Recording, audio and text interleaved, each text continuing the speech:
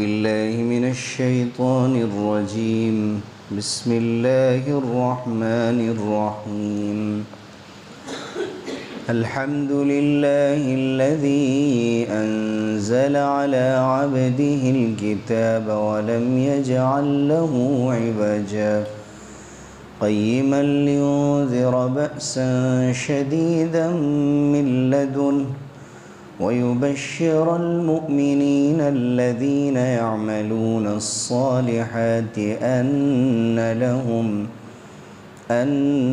لهم أجرا حسنا ماكثين فيه أبدا وينذر الذين قالوا اتخذ الله ولدا ما لهم به من علم ولا لآبائهم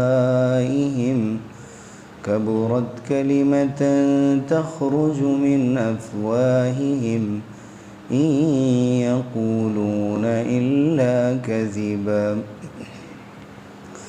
فلعلك باخع نفسك على آثارهم إن لم يؤمنوا بهذا الحديث أسفا. اللہ کے نام سے جو بے حد مہربان اور نہایت رحم کرنے والے ہیں. تمام تعریفیں اللہ ہی کے لیے ہیں جس نے اپنے بندے پر کتاب اتاری اور اس میں ذرا بھی کجی نہیں رکھی، جو سیدھی اور درست کتاب ہے تاکہ اللہ کی طرف سے آنے والے سخت عذاب سے ڈرائے اور نیک عمل کرنے والے مسلمانوں کو اس بات کی خوشخبری سنائے کہ ان کے لیے آخرت میں بہترین بدلہ ہے جس میں وہ ہمیشہ رہا کریں گے، اور ان لوگوں کو ڈرائے جو کہتے ہیں کہ اللہ نے بیٹا بنا لیا.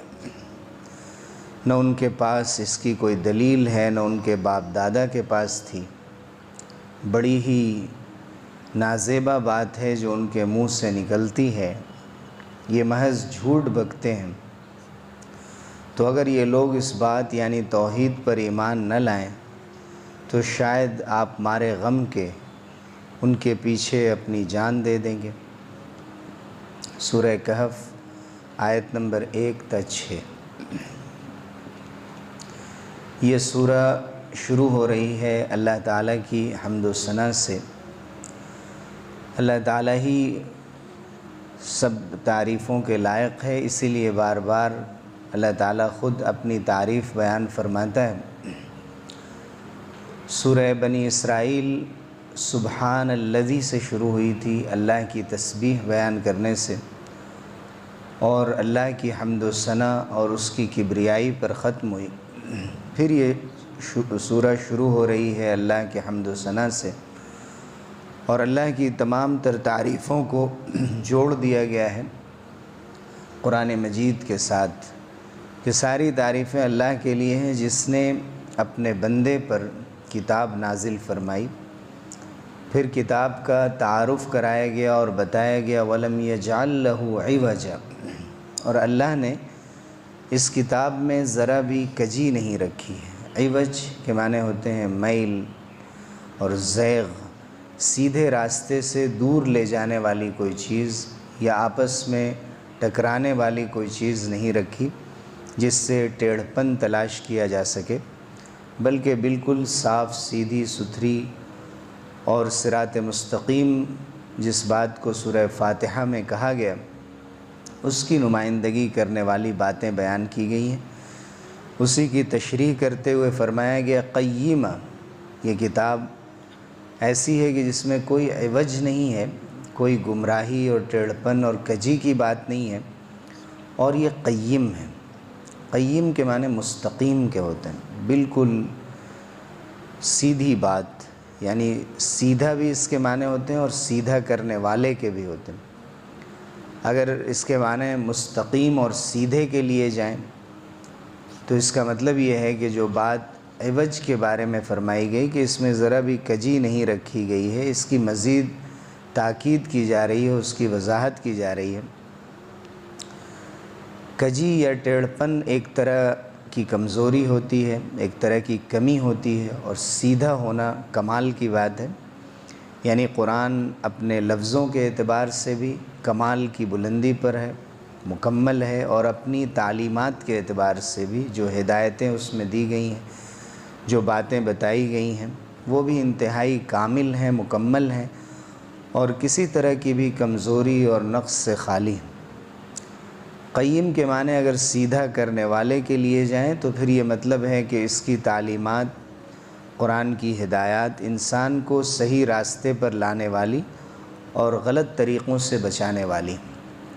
گویا قرآن نے ایک لفظ سے دونوں معنی بیان کر دیے کہ یہ قرآن مجید خود بھی بالکل سیدھی کتاب ہے، صراط مستقیم ہے، اور یہ سیدھا کرنے والی کتاب ہے، اور یہ دو طرح سے انسان کو ہدایت سے نوازتی ہے۔ لِيُنذِرَ بَأْسًا شَدِيدًا مِّن لَّدُنْ، جو لوگ راہ راست سے ہٹے ہوئے ہیں اور اللہ رب العزت کی باتوں کو نہیں مانتے، ان کو سخت عذاب سے ڈرائے، یہ بتائے کہ اللہ کی جانب سے سخت عذاب آنے والا ہے، ان کو تنبیہ کی جائے، ان کو وارننگ دی جائے۔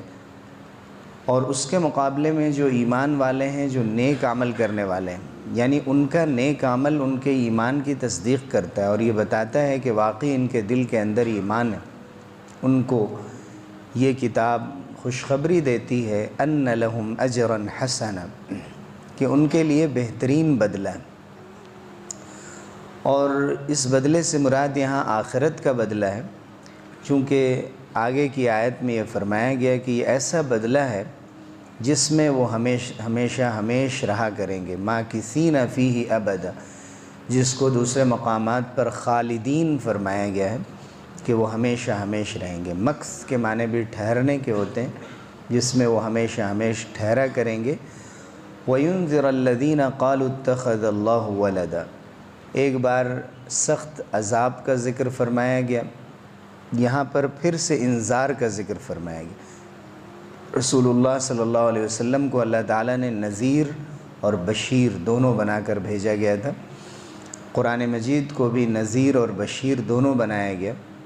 بشیر کی صفت کے مطابق ایک مرتبہ ذکر آیا، اور نذیر کے مطابق کہ ڈرانے والی کتاب ہے، ایک بار پہلے ذکر آیا آیت نمبر 2 کے اندر، اور پھر آیت نمبر 4 میں فرمایا گیا وَيُنذِرَ الَّذِينَ قَالُوا اتَّخَذَ اللَّهُ وَلَدًا، اور یہ قرآن مجید ان لوگوں کو بھی ڈراتا ہے اور آگاہ کرتا ہے جو یہ کہتے ہیں کہ اللہ نے بیٹا بنا لیا ہے۔ یہ مکے کے مشرکین تھے جو یہ کہا کرتے تھے کہ نعبد الملائکہ وہم بنات اللہ، ان سے کہا جاتا تھا تم کس کی عبادت کرتے ہو؟ تو وہ کہتے کہ ہم فرشتوں کی عبادت کرتے ہیں اور فرشتے اللہ کی بیٹیاں ہیں۔ اسی کی تردید کی گئی کہ یہ ایک ایسی بات کہہ رہے ہیں ما لہم بہ من علم ولا لآبائہم، کہاں سے یہ بات لے آئے؟ نہ ان کے پاس اس کا کوئی علم ہے، نہ ان کے باپ دادا سے چلی آ رہی کوئی بات ہے، نہ ان کے پاس کوئی علم تھا، اور نہ اس کی کوئی سند اور دلیل ہے۔ کبرت کلمۃ تخرج من افواہہم، کتنی نازیبا، کتنی غلط، کتنی سنگین بات ہے۔ کبرت کے معنی بڑے ہونے کے ہوتے ہیں، سنگین ہونا اور انتہائی بیہودہ بات کا ہونا۔ کبرت کلمۃ تخرج من افواہہم، جو ان کے منہ سے نکلتی ہے۔ صحیح بات یہ ہے کہ ان یقولون الا کذبا، یہ بھی جانتے ہیں کہ ہم جھوٹ بول رہے ہیں، اور یہ محض جھوٹ بکتے ہیں، جھوٹ بولتے ہیں، جھوٹ پھیلاتے ہیں۔ پھر حضور اکرم صلی اللہ علیہ وسلم کو تسلی دی جا رہی ہے، دلجوئی کی جا رہی ہے فَلَعَلَّكَ بَاخِعٌ نَفْسَكَ عَلَىٰ آثَارِهِمْ إِن لَّمْ يُؤْمِنُوا بِهَذَا الْحَدِيثِ أَسَفًا، اگر یہ لوگ ایمان نہیں لائیں گے اس حدیث پر۔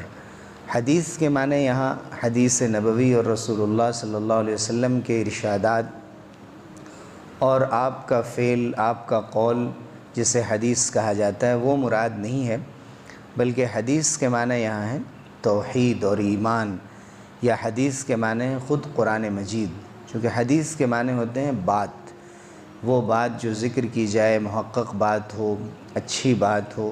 فرمایا گیا اِن لَّمْ يُؤْمِنُوا بِهَذَا الْحَدِيثِ أَسَفًا، اگر وہ اس بات پر یعنی توحید پر ایمان نہیں لائیں گے تو افسوس میں مارے غم کے آپ اپنی جان گنوا بیٹھیں گے۔